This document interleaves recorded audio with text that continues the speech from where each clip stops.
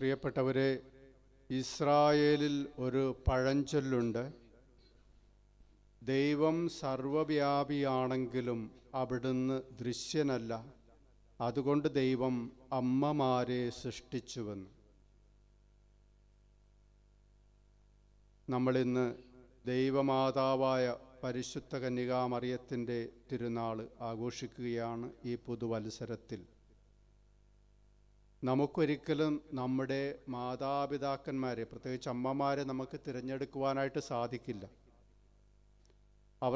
അവർക്ക് വേണ്ട ഗുണഗണങ്ങൾ എന്തെല്ലാമായിരിക്കണമെന്ന് നമ്മൾക്ക് നിശ്ചയിക്കാൻ സാധിക്കില്ല.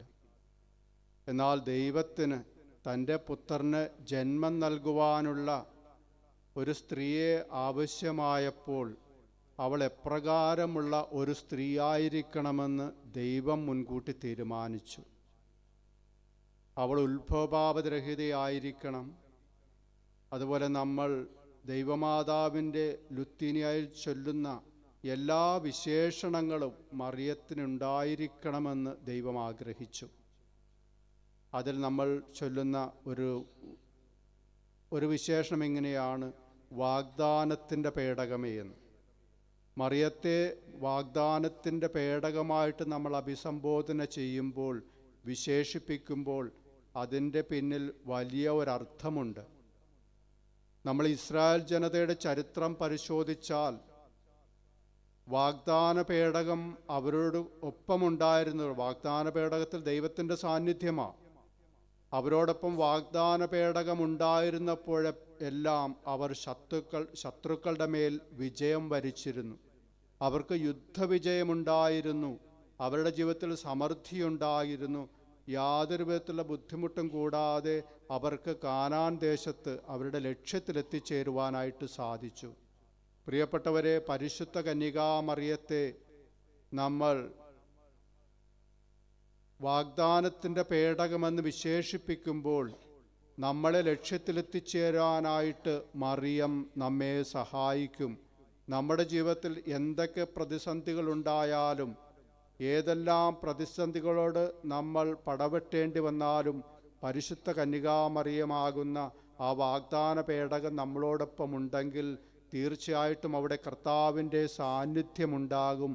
നമ്മൾ എല്ലാ കാര്യത്തിലും വിജയിക്കുകയും എല്ലാ കാര്യത്തിലും എല്ലാ മേഖലകളിലും സമൃദ്ധി ഉണ്ടാകുകയും നമ്മൾ നമ്മുടെ ലക്ഷ്യമായ സ്വർഗീയ ജെറുസലേമിൽ എത്തിച്ചേരുകയും ചെയ്യും.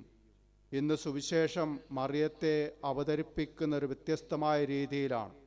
ആട്ടിടയന്മാർ പറഞ്ഞ കാര്യങ്ങൾ കേട്ടുകഴിഞ്ഞപ്പോൾ അവിടെ നിന്നിരുന്ന എല്ലാവരും ആശ്ചര്യപ്പെടുമ്പോൾ മറിയമാകട്ടെ ഇവയെല്ലാം ഹൃദയത്തിൽ സ്വീകരിച്ച് അവയെക്കുറിച്ച് ചിന്തിച്ചു കൊണ്ടിരുന്നു എന്ന് പറയുകയാണ്.